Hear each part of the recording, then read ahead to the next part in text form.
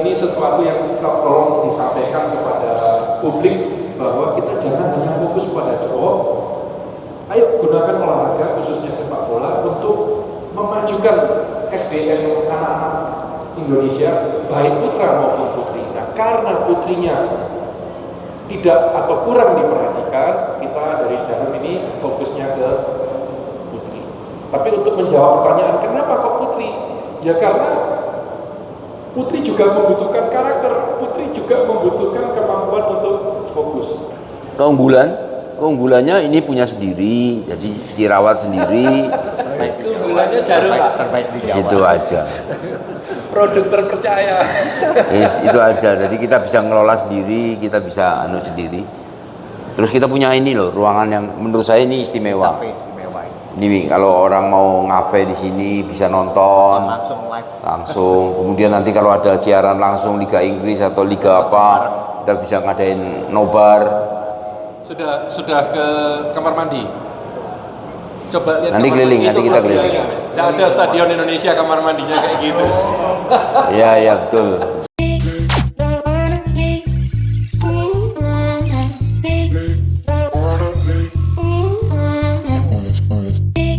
Hai, selamat datang di channel Cerita Muria.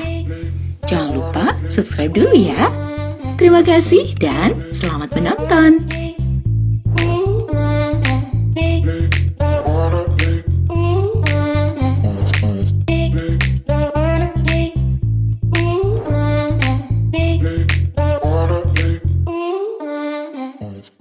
Silakan Coach Timo sampaikan tadi selama seminggu ini ngapain aja.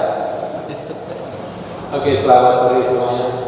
Saya senang sekali ya bisa berada di sini. Ini awal dari sebuah movement, ya, sebuah pergerakan yang luar biasa dalam sepak bola Indonesia, khususnya sepak bola putri.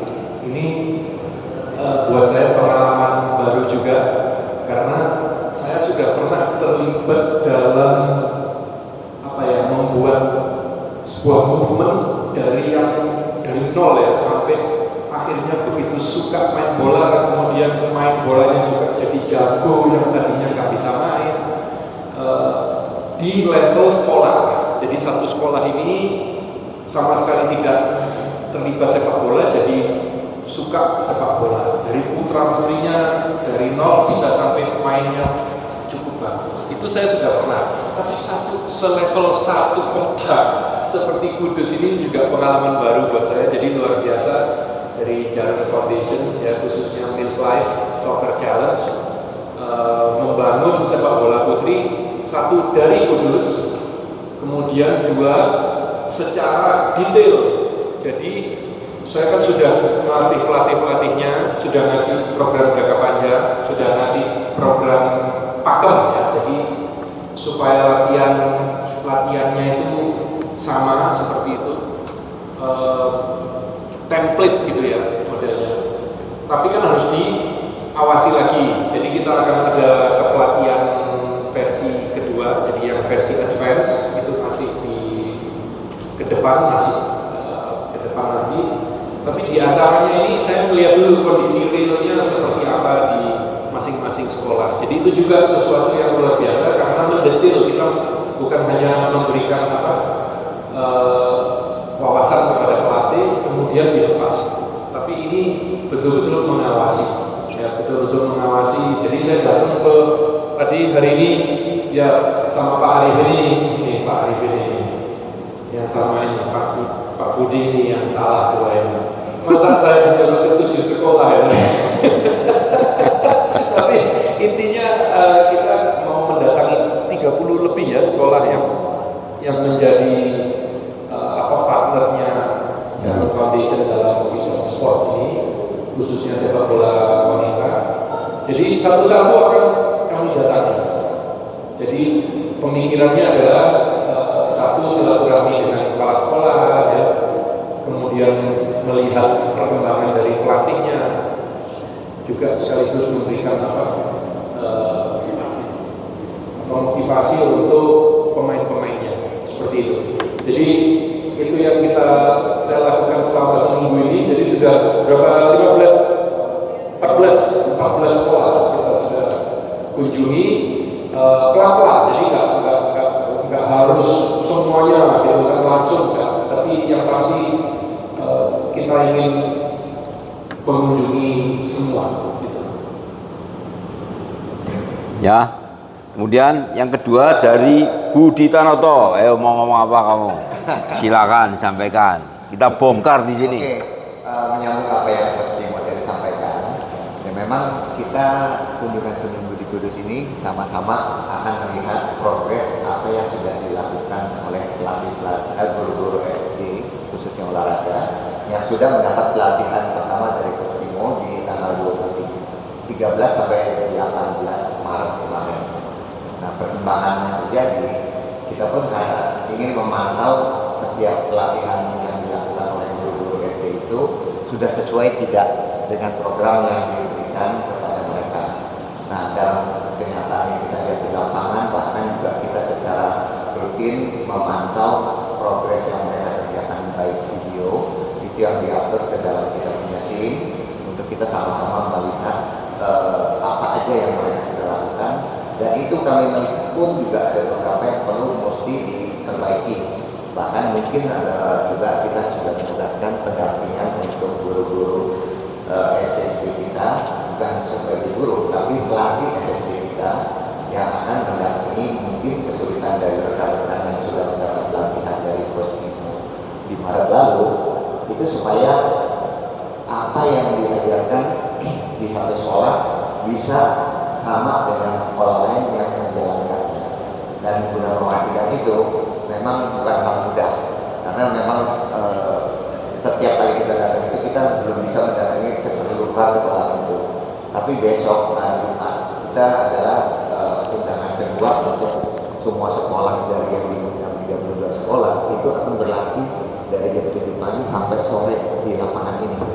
Jadi kalau bapak-bapak ada waktu ingin melihat, silakan memantau langsung apa yang mereka latihan, termasuk kita akan ada game-game kecil ya sebagai gambaran seperti itu, dimana ini semua persiapan akan kita pertandingan di tanggal 17 dan 18 Juni mendatang untuk acara Midlife Challenge yang pertama. Sebenarnya yang pertama ini adalah kalau melihat tahun pelajaran sekolah adalah tahun pelajaran terakhir 2002-2003. Berikutnya nanti akan ada lagi tahun pelajaran yang akan baru. Kita akan mulai di sekitar Agustus akhir atau September awal, di mana di tanggal tersebut adalah peresmian stadion ini sekaligus Super Soccer Arena-nya itu akan diresmikan di bulan akhir Agustus atau September mendatang. Berbarengan juga nanti akan ada ya eksibisi dari yang mungkin kita akan mengundang beberapa pemain yang terbaik dari Indonesia Putri. Mudah-mudahan bisa akan menampilkan dia punya kemampuan di lapangan ini. Kira-kira mungkin itu dulu ya. Ya, yo. Sekarang ada yang mau nanya, monggo. Yo, satu-satu ya. Boleh juga nanti 10 kali juga nggak apa-apa. Bebas. Untuk kedepannya targetnya gimana ya bu anak-anak ini? Apakah akan diperbanyak kompetisi dan apakah anak-anak ini mau dibawa kemana sih kedepannya itu pada mereka itu? Nanyanya kepada siapa? Coach Timo?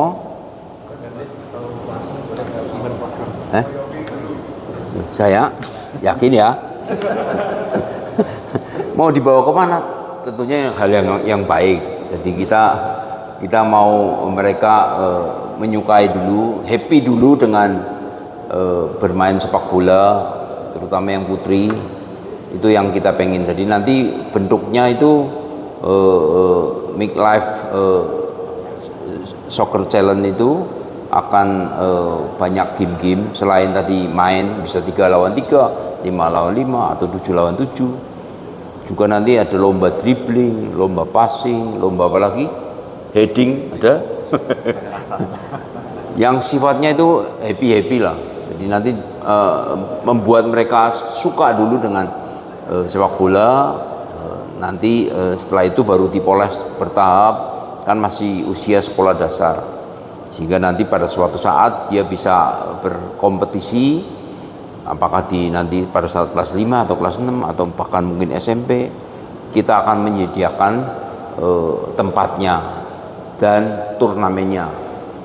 Jadi tidak hanya program tadi kepelatihan pelatih, guru-guru olahraga, tapi juga kita nanti menyediakan wadah turnamen antar sekolah, seru nanti.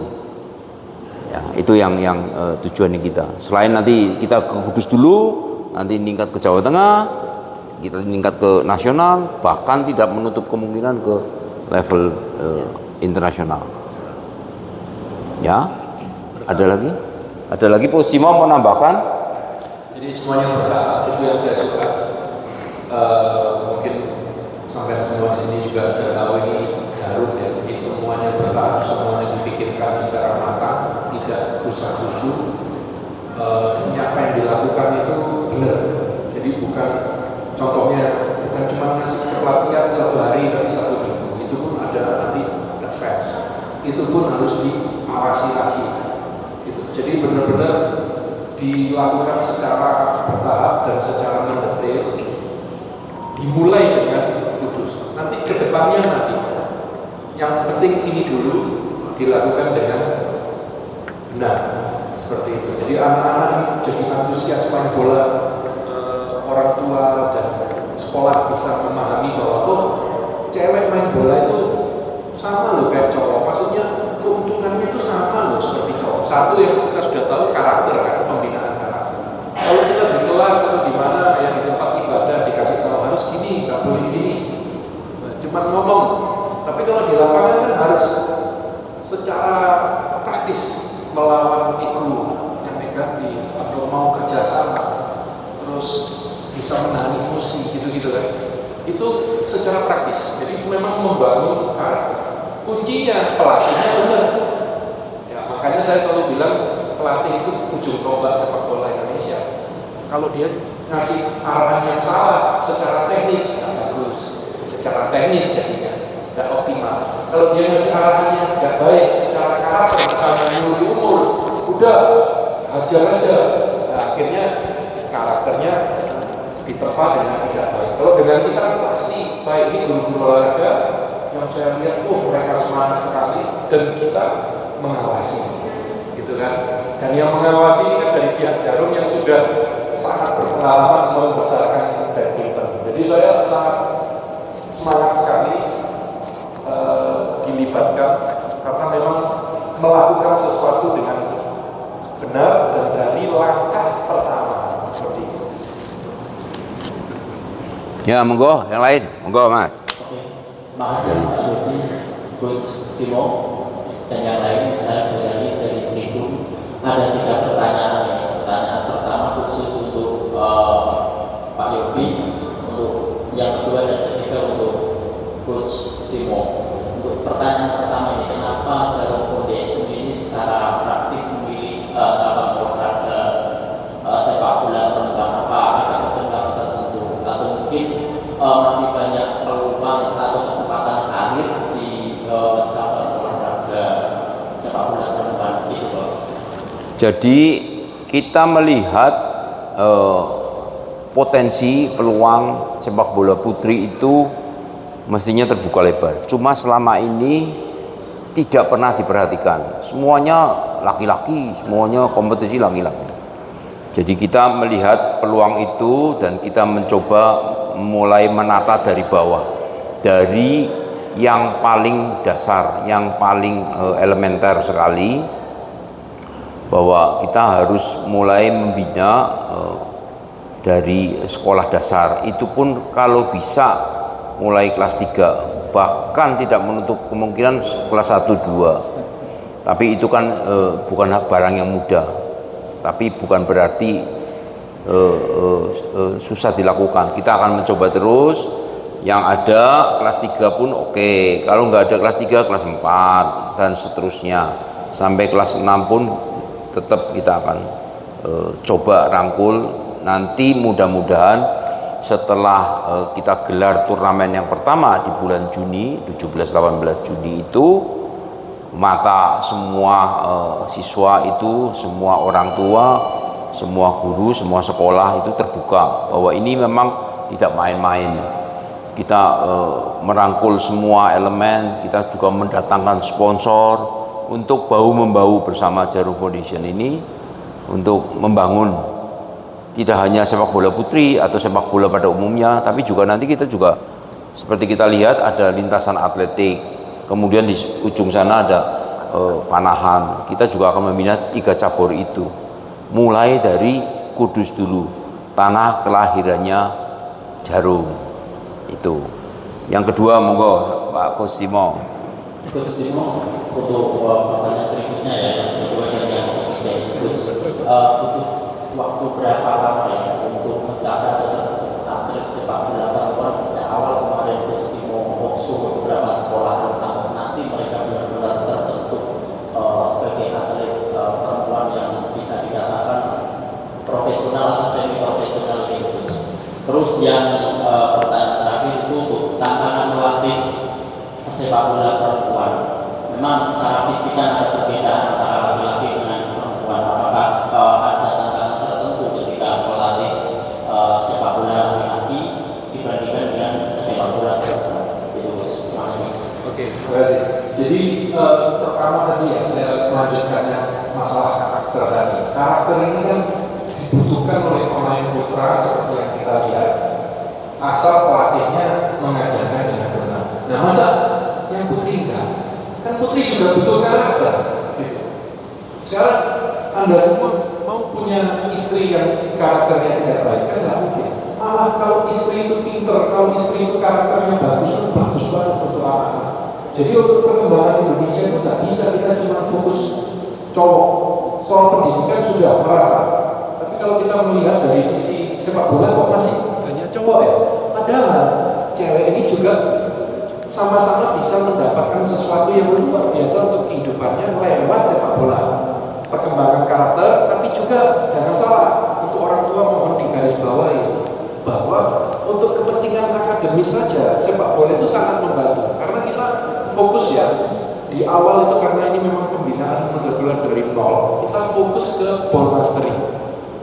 Jadi mengolah bola. Orang sering salah main bola di awal tuh ngajarinnya langsung passing, langsung dribbling. Itu latihan teknik. Latihan teknik nanti. Awalnya dasarnya itu ball mastery. Ball mastery itu bisa mengolah bola dengan semua sisi kaki. Baru kemudian kita bisa dribbling, kita bisa passing dan sebagainya. Nah, melatih ball mastery ini terbukti, ya bukan opini ya, tapi sudah terbukti lewat Harvard University bahwa itu memicu kemampuan fokus anak. Nah, ini kan sesuatu yang sangat penting di zaman modern ini, di mana anak-anak kita itu kan gadgetan. Ya, itu kan sesuatu yang negatif untuk tubuh, artinya nggak hidup aktif, itu kan untuk kesehatan dan bagus. Termasuk untuk otak nggak bagus. Kalau sampai scrolling, coba sampai bayangkan dalam 1 menit sampai baca berapa berita, otaknya sampai kan gini-gini terus, akhirnya kemampuan fokus kita itu berkurang drastis. Nah, untuk melawan itu salah satu caranya yang sangat praktis adalah lewat ball mastery, karena mereka betul-betul dituntut untuk melakukan sesuatu yang sebelumnya mereka tidak bisa sama sekali. Kemampuan untuk konsentrasi, gitu. Makanya sekarang di Cina, di Amerika, di Jepang semua melakukan. Bahkan di TK ya, di TK, di SD itu di antar kelas, bukan hanya kelas olahraga, di antar kelas mereka 5 menit ball mastery. Nah, sekarang kenapa kok mereka melakukan itu? Padahal mereka tidak peduli anak ini mau jadi pemain bola atau tidak.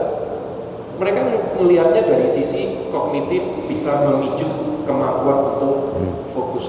Dan kita tahu pekerjaan apapun butuh karakter yang bagus. Sampai coba, siapa mau memperkerjakan sampai kalau karakter sampai kerja nggak disiplin dan sebagainya. Termasuk kalau kamu sampai kerjanya nggak fokus loh, ya kok nggak ada yang mau. Apapun pekerjaannya butuh kemampuan untuk fokus. Mau MC, mau jurnalis, mau dokter. Ya sekarang sampai dokter ya, mau operasi nggak konsentrasi ya Allah. Kan gitu. Nah ini sesuatu yang tolong disampaikan kepada publik bahwa kita jangan hanya fokus pada cowok. Ayo gunakan olahraga khususnya sepak bola untuk memajukan SDM anak-anak Indonesia, baik putra maupun putri. Nah, karena putrinya tidak atau kurang diperhatikan, kita dari Jarum ini fokusnya ke putri. Tapi untuk menjawab pertanyaan kenapa kok putri? Ya karena putri juga membutuhkan karakter, putri juga membutuhkan kemampuan untuk fokus. Dan tadi ada pertanyaan kenapa apa perbedaannya sama putri, itu bagus sekali. Saya kebetulan pernah melatih timnas putri Indonesia tahun 2008 Piala AFF waktu itu. Dan saya katakan kepada saya masih ingat, saya bicara pada tim di saat itu, saya tidak membedakan kalian dengan putra. Tidak ada perbedaan. Mungkin perbedaannya cuma satu. Kalau putri itu kalau yang sudah dewasa kan ada hari-harinya gitu ya. Itu yang kita harus perhatikan sebagai pelatih. Tapi selain itu mereka tidak mau dibedakan. Memang ada perbedaan fisik. Ya. Jadi semuanya kalau sampai lihat sekarang liga-liga Eropa yang cewek itu luar biasa loh mainnya. Tapi memang lebih pelan daripada yang cowok. Secara fisik memang lebih pelan ya, lebih daripada cowok. Tapi kemampuan tekniknya, kemajuannya sudah luar biasa zaman sekarang. Itu menunjukkan bahwa cewek juga bisa. Dari pengalaman saya sendiri, kelebihan cewek itu lebih coachable. Dikasih tahu itu lebih mendengarkan sehingga akhirnya perkembangannya juga pesat. Itu yang sangat kita lihat encouraging. Kemudian perbedaan negara Indonesia ya dari segi kemampuan putri kita dengan kemampuan putri negara lain itu memang masih kalah, tapi perbedaannya tidak begitu jauh. Kalau cowok mungkin lebih jauh. Cewek ada perbedaan memang, kita harus kerja keras sama. Kalau putra mau maju juga harus kerja keras, nggak ada jalan pintas untuk sukses. Tapi jaraknya untuk putri itu lebih dekat. Jadi potensinya ada.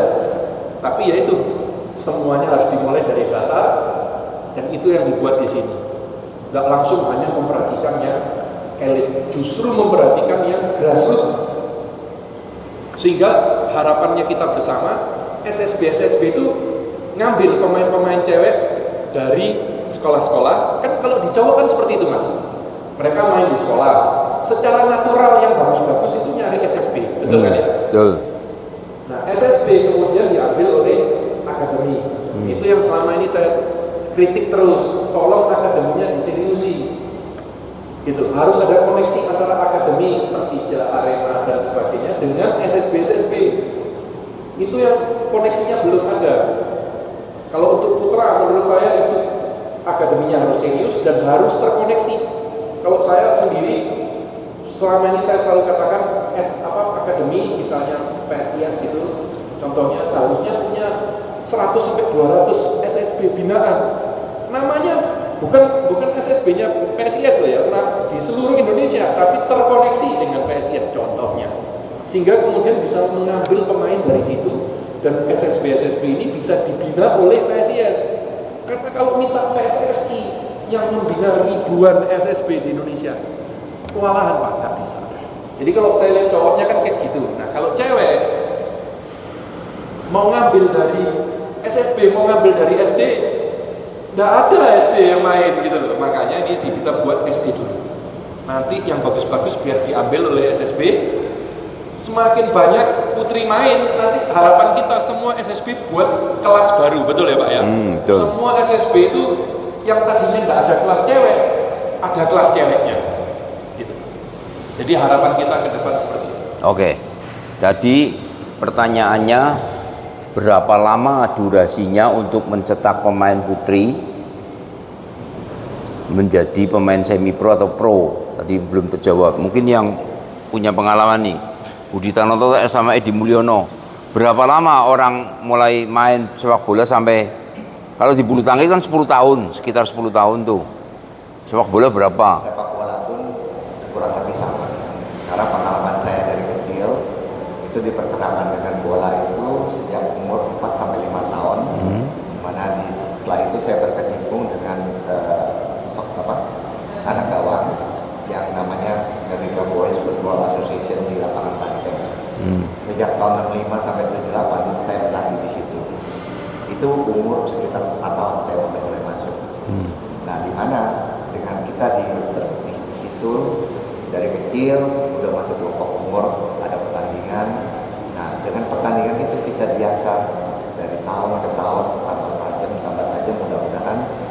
pun juga akan bisa diikuti sama adik-adik kita yang kecil nanti, supaya mereka juga akan menjalankan proses itu hingga menjadi pemain yang baik. Memang waktunya bukan sekedar membalik tangan, ini waktu yang panjang yang perlu konsisten.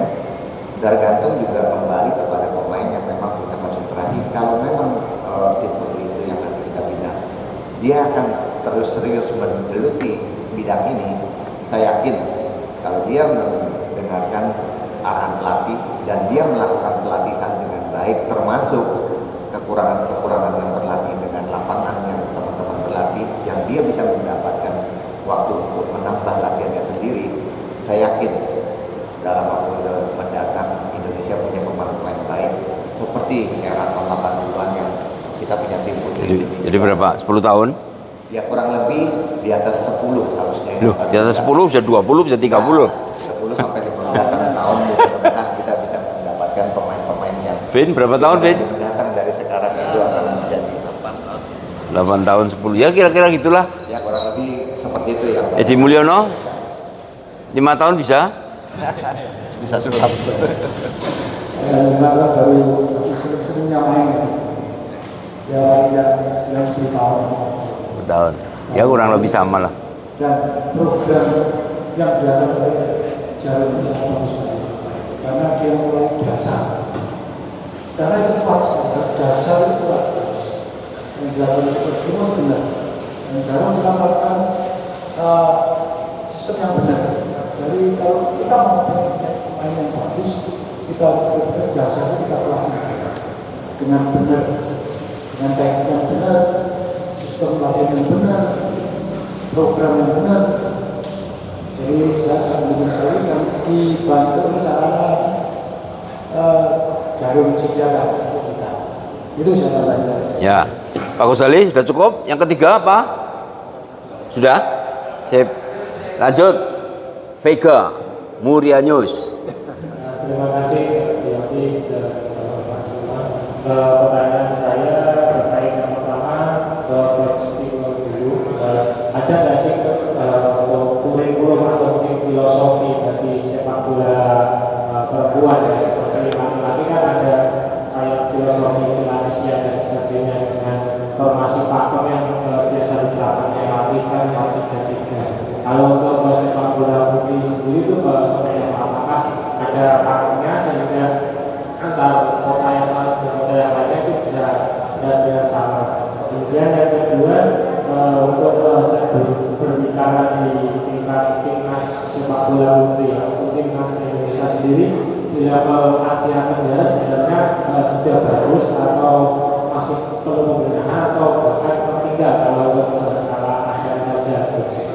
Kemudian untuk Yofi sendiri, Loro iki Satu dulu. Ayo, mari coach. Sampai lali. Aku yang bedek mau.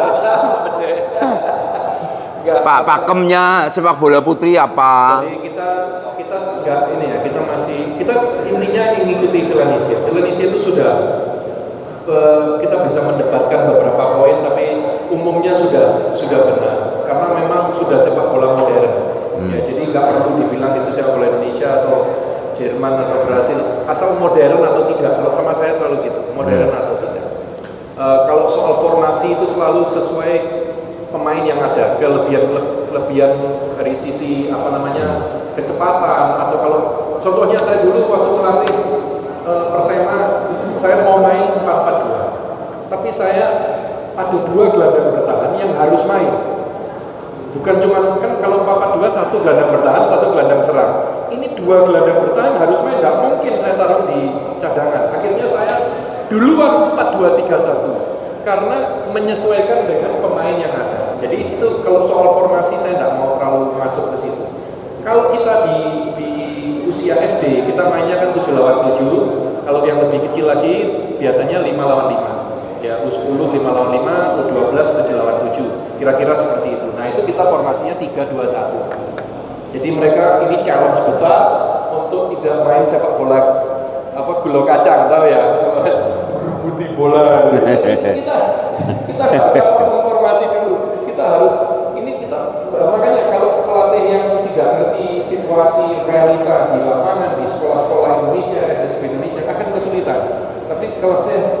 lahir sini, jadi sudah tahu pasti kelebihan kelemahannya apa. Makanya juga saya harus ke sekolah-sekolah ini gitu untuk melihat ini punya akses ke lapangan atau tidak. Kalau tidak punya akses ke lapangan berarti saya ngomong ke pelatihnya P1, P2, P3-nya itu sekarang dirubahnya seperti ini kekhususan sekolah sampean seperti ini, caranya mengakalinya seperti ini. Itu hanya bisa dilakukan kalau melihat secara realita di lapangan. Nah, salah satu realitanya itu pas main, jangankan ngomong formasi, masih kemana-mana kayak sempet gitu kan. Nah, itu caranya melatih itu harus step by step dan dengan waktu. Tapi intinya kita mengajari mereka untuk main 3-2-1 itu saya rasa sudah sesuai dengan Villanesia. Karena sekali lagi bukan masalah Villanesia atau Jerman atau Brasil, masalah modern atau tidak. Kalau soal kita mampu bersaing atau tidak, sama dengan cowok. Kalau kita seriusi kelemahan-kelemahan yang ada, kita pasti akan majunya luar biasa. Karena antusiasmenya dan potensinya ada.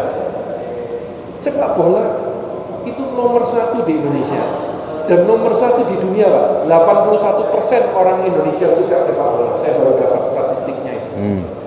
Kita cuma kalah dari Nigeria kalau nggak salah 82%. Tapi Nigeria jumlah penduduknya tidak sampai 200 juta. Artinya secara nominal penduduk kita yang paling gila sepak bola di dunia. Dan dari segi kemampuan kita sebenarnya bisa, tapi ya itu kalau dilakukan kelemahan-kelemahannya diidentifikasi, dilakukan. Nah, untuk cewek masih sangat kurang atensinya, makanya Jarum masuk ke dunia sepak bola putri. Gitu. Dan kita memulai dari bawah. Ya, ayo lanjut. Yes, satu-satu. Satu pertanyaan lagi ya. Untuk progres stadion ini berapa persen, kemudian keunggulannya apa? Apa mau? Progres. Oh. Keunggulan, progresnya ini masih 90, masih banyak pekerjaan-pekerjaan pernak-pernik yang harus diselesaikan. Kemudian juga ada tadi modernisasi, mungkin ada beberapa TV dan sebagainya, ada videotron yang harus dipasang. Masih 90 lah. Harapannya di bulan Agustus akhir atau September awal sudah finish. Terus apalagi keunggulannya ini punya sendiri, jadi dirawat sendiri gitu. Keunggulannya Jarum, Pak. Terbaik di Jawa. Itu aja. Produk terpercaya. Itu aja. Jadi kita bisa ngelola sendiri, kita bisa sendiri. Terus anak-anak kalau latihan di sini nggak perlu bayar. Itu aja. Terus kita punya ini loh, ruangan yang menurut saya ini istimewa. Cafe istimewa ini. Ini kalau orang mau ngafe di sini bisa nonton Langsung live. langsung. Kemudian nanti kalau ada siaran langsung Liga Inggris atau Liga apa, kita bisa ngadain nobar. Sudah ke kamar mandi. Coba lihat Nanti kamar keliling, mandi nanti itu kita kelebihannya. keliling. Tidak ada stadion Indonesia kamar mandinya kayak gitu. Iya betul itu yang terjaga dengan baik. Yang sisi kiri nanti ada handicap. Luasnya 35.000 sekian. 35.000 sekian, saya nggak hafal tapi sekian. Pokoknya 3,5 hektar. 200 ya. Terus bangunannya 1 tribun karena sananya kurang. Tapi kalau sananya mau jual ya mungkin bisa kita beli. Apanya? Sudah ada upaya tapi tidak ada yang dijual. Gitu. Ya. Apalagi? Monggo. Terima kasih yang disampaikan. Apakah sepak bola putri di Jarum ini nanti akan diformulasikan seperti audisi bulu tangkis? Artinya nanti akan mencari titik-titik yang mungkin akan disumbangkan untuk pertandingan timnas seperti itu. Jadi Satu,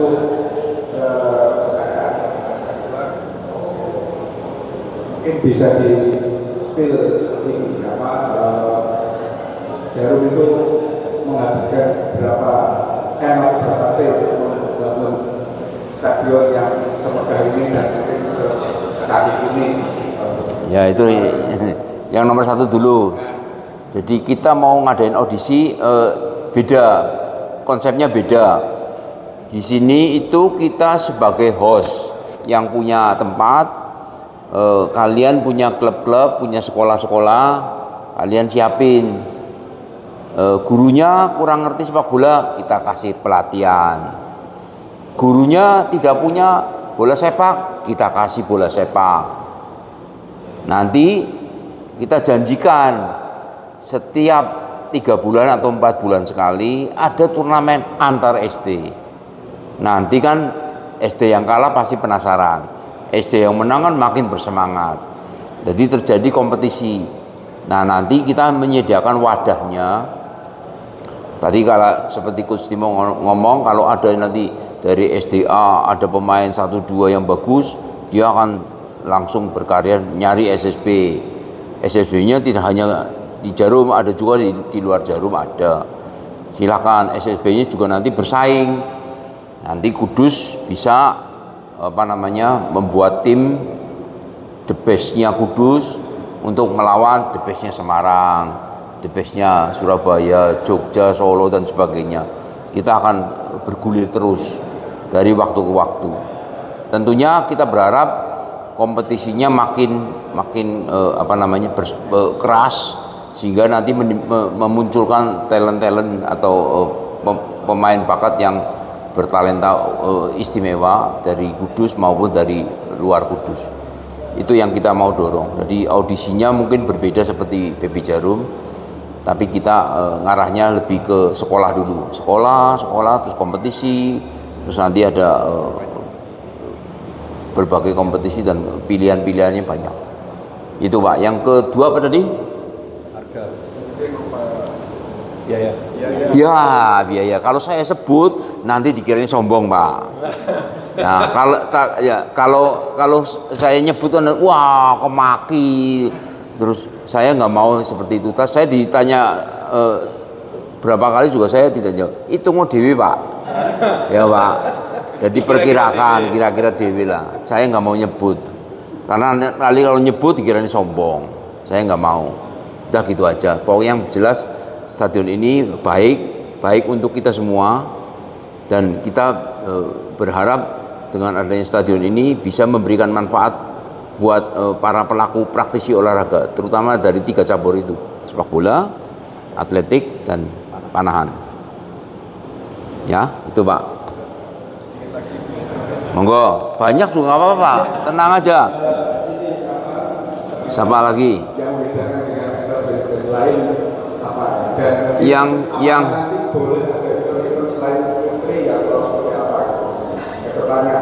nah, yang membedakan jelas yang ini kan namanya Super Soccer Arena, punya swasta yang dikelola oleh kita dari anggarannya kita sendiri.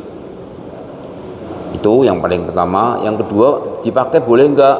Kita khusus spesifikasinya buat anak-anak usia dini, terutama 15 tahun ke bawah. Jadi kalau yang lainnya mau pakai ya prioritasnya berikutnya. Bukan saya nggak ngomong nggak boleh, bukan. Tapi prioritasnya berikutnya. Karena kita nanti akan konsentrasi kepada anak-anak usia dini. Makanya tadi disebut stadion yang untuk milenial, untuk anak-anak, ya untuk orang-orang anak muda yang punya potensi gede di situ. Itu Pak.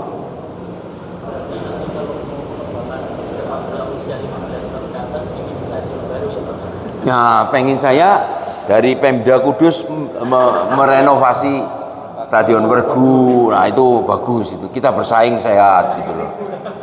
Itu maksudnya gitu, Pak. Atau ada yang swasta lain yang juga punya, saya kan ada Muria News misalkan. Tribun mau buka. Ada tribunnya itu. Iya.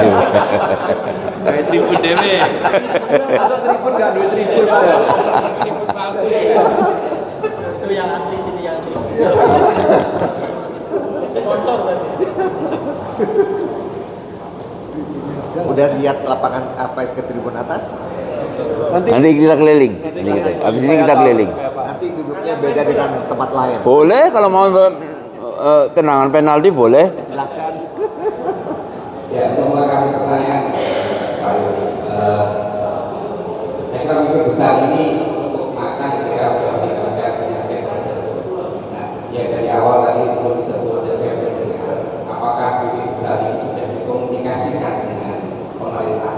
Artinya kalau di legalitas organisasi ada PSSI misalkan, ini sudah dilibatkan atau belum? Kemudian respon mereka seperti apa Pak Yudi? Itu yang pertama. Kemudian yang kedua, kalau tadi bicara tentang stadion standar, ini tadi kita lihat di sini pilihannya adalah komisi gratis. Ada pertimbangan resmi atau bagaimana untuk kaitannya? Kemudian untuk fasilitas lain, ini kenapa milihnya di sini? Karena menurut saya kalau kita lihat stadion-stadion di luar negeri atau di stadion itu adalah tempat parkir juga harus ada. Apalagi tadi sudah disebutkan daerah bagian timur sudah lengkap. Kenapa ada pilihan yang udah ini kan ibaratnya kalau di latar kota itu udah di kota lain, misalnya di tahun yang agak rendah seperti itu. Itu 2 poin Pak Yudi. Mungkin untuk terus itu. Tahan dulu. Nah, biar orang lali Mas. Faktor umur. Jadi dikatakan kita sudah koordinasi, ya sudah, tapi masih berupa dari mulut ke mulut, terutama yang praktisi olahraga. Jadi kita sudah menghubungi SSB Jarum, terus SSB yang khusus putri, kemudian klub atletik yang di Kudus, kemudian klub panahan yang di Kudus.